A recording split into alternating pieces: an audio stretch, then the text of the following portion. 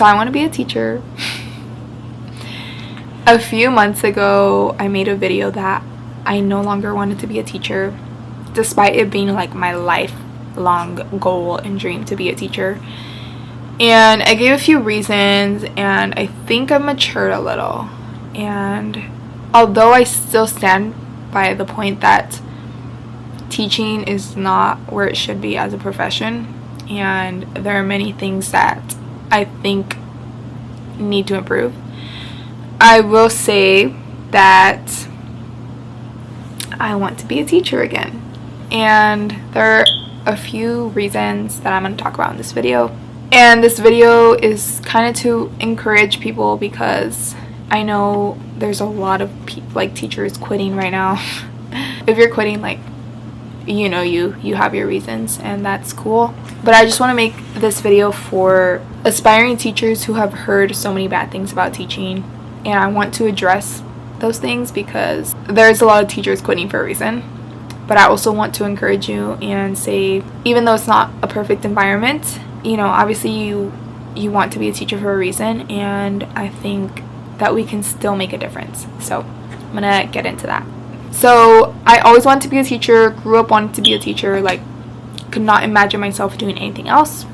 And I started working at a school as an aide, teacher's assistant, and I've been a substitute teacher for the last year, a little over a year now. I did long-term assignments, which just meant I do all the work of a teacher. I got to create lessons, actually teach them. I had parent conferences, I did all of that jazz, and I decided I no longer wanted to be a teacher, and there are a few reasons why. I get into them in the other video, but to sum up, it was the student behavior, everything you're expected to do outside of teaching, and it's not just teaching, it's so much more that you do as a teacher. Yeah, I was just really, really discouraged. I just kept thinking, what am I gonna do now? This is all I've ever wanted to do. What am I gonna do now? Yeah, I've just had a perspective shift, and I've decided I do want to be a teacher.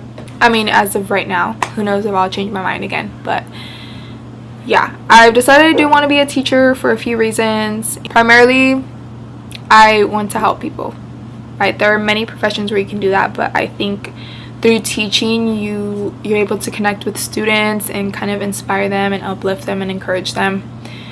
I remember middle school and high school were really hard times for me. I'm super awkward. So I obviously had a hard time socially, and it's a rough time. Those years are all about you're not a kid and you're growing up, but you're still trying to fit in with your peers, and it's definitely a hard time. And looking back now, the things I would worry about don't even matter, But as a kid, those problems are huge to you. And there were a lot of teachers that just really helped me out during that time, some without even knowing, and I always thought I want to be able to do that for someone else. And in my first long-term assignment, when I was a math teacher, it was very challenging and I struggled a lot, but it was also very rewarding, because I remember going into it, everyone was you need to be strict because the kids will walk all over you, which is true. And I'm very soft, I'm very sensitive, and I remember one time a teacher yelled at me, and I was I'm never gonna yell at my students because that's so traumatizing, and it's gonna stick with them forever because it stuck with me. And everyone has their different styles of teaching, right? And I always thought I would never yell at kids, and I have. I'm getting a little off topic, but what I was saying is, when I was with that class, it was rewarding because despite having those rough moments where the kids' behavior got so out of hand, I had to raise my voice. I had to be more firm than I would have ever thought I would be. Despite all of that, at the end of the day, those are still your kids, and they would come and tell me Miss Corona, thank you so much. They'll tell me I hope you really do become a real teacher, and that I can see you again, that you could be my teacher again. And it was just so sweet, and just knowing that you made a difference in someone's life. All of us, we want to make a difference. Everyone wants to think that their work means something. And when I did that, I was just like, wow, like I really did something for these kids, you know?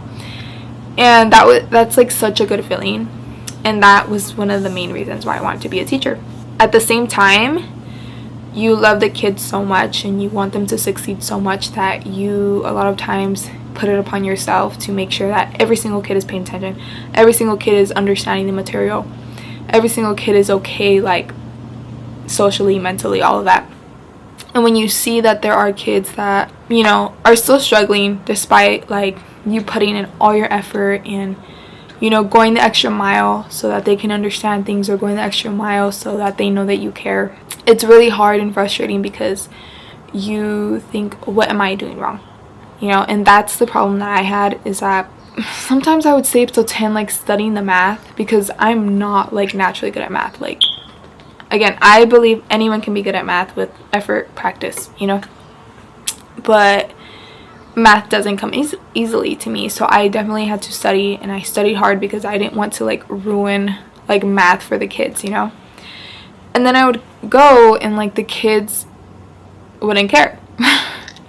And I would just be like, why am I putting so much effort for kids who don't even care? And that's what I was focusing on. I was focusing so much on the kids who didn't pay attention, who were talking while I was talking, who were doing, you know, all that stuff, that I would like overlook the kids who were paying attention, who were asking me questions like for clarification, who did do their homework, who did pay attention. And that's something that I really had to learn, is that there will always be students that don't care. There will always be students that are in la la land. And of course that comes with like, you're a kid. Like, what kid wants to go to school, you know? And I understand that, but you know, there's just always going to be those kids, and you really cannot let it get to you. And that was my biggest problem, that I would always let it get to me, and I would think that I was the one doing something wrong, when in reality, like, you cannot force someone to listen. You cannot force someone to pay attention, no matter how hard you try. And that's really something that I had to accept. And during that process, I kind of learned something about myself, that okay, my camera died, but like I was in the zone, so we're doing it on my phone. Okay, so last thing I was talking about was something that I learned about myself, is that I have this idea that I can like fix people and change them. Literally, so this past year I went to Mexico. One of my dad's cousins was talking about all the times that he's gotten mugged, like on the public transportation, which is really horrible and sad. I remember him saying like that he was sitting next to a guy and the muggers came in and they had like guns and everything. They saw the guy next to him, they saw his phone, and they were taking everybody's phones. And the guy was trying to hide his phone. My dad's cousin was kind of like just give it to him, like just give your phone to them. Your life is worth much more than a phone. And eventually, yes, he gave him his phone. I always had this thought that if I ever got like robbed or something, that I could just like talk the robber out of like doing whatever they were gonna do, and I'd just be like you're better than this, like don't do this. Which is super bad. Like, after my dad's cousin was giving those examples, I kind of learned that's so true. Like, your life is worth much more than whatever this person's trying to steal from you, you know? I kind of realized like I have this desire to like change and fix people for the better, and that's not my job, you know? If we're talking about like the job description of a teacher, it's to teach a material, you know?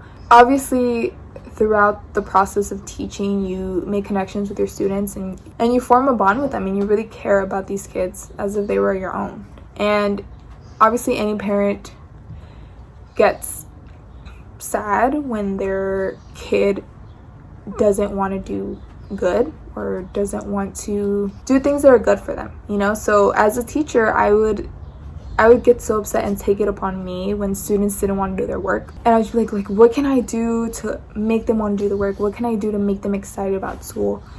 And that can just be so overwhelming, because again, like I said, there's always going to be those kids that don't care. There's always going to be those kids, no matter what you do, they're not going to do their work. Like, plain and simple, there's nothing you can do. All you can do is focus on those that really do want to learn and want to do better. It's not to say that you don't care about the kids that don't. Sorry. I've never talked so much in my life, so my throat is like, this is too much. It's not to say that you don't care about the kids that misbehave or the kids that don't do their work, because you obviously care if you're super concerned about their well-being, about them doing their work.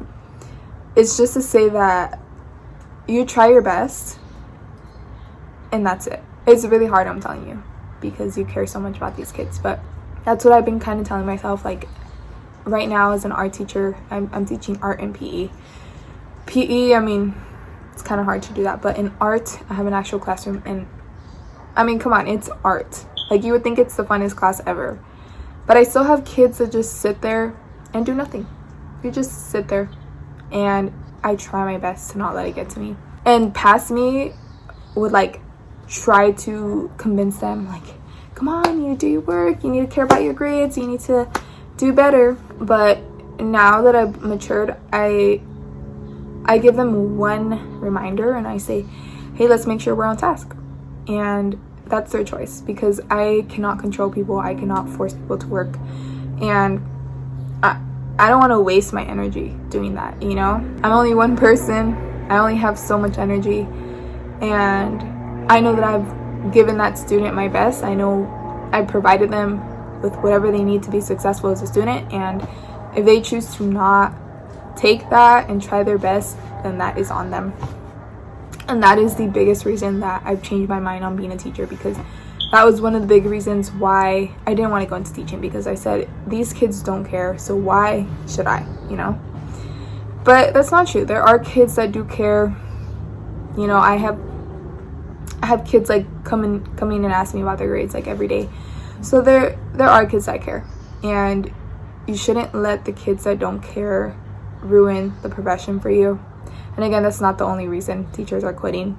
Another reason is the amount of work there is, the workload, because you're not just teaching, you are trying to handle behaviors, you are doing admin and clerical work, you are, I can't think of everything else right now.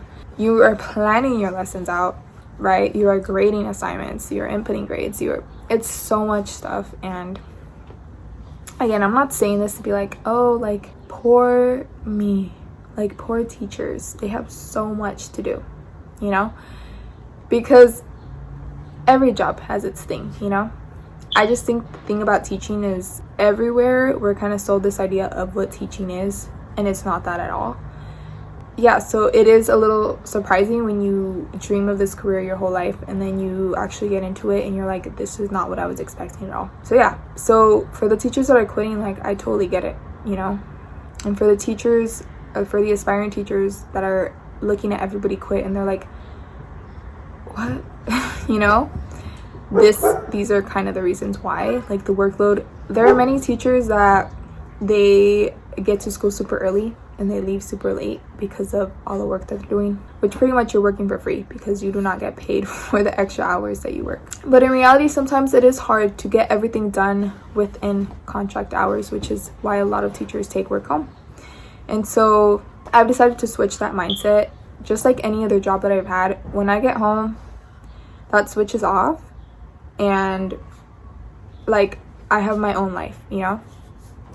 And I think that's why a lot of teachers get burnt out, because they get home and they're still working and they're still thinking about their kids and they're still, like, you know, which is very noble. Like, teaching is a very noble profession, but like, if you don't want to get burnt out, if you don't want to get tired of teaching, you need to, like, stop as soon as you get into your car on your way to your house. Like, you cannot, like, if you get home and you're still working, you're like, of course you're not gonna like your job, you know.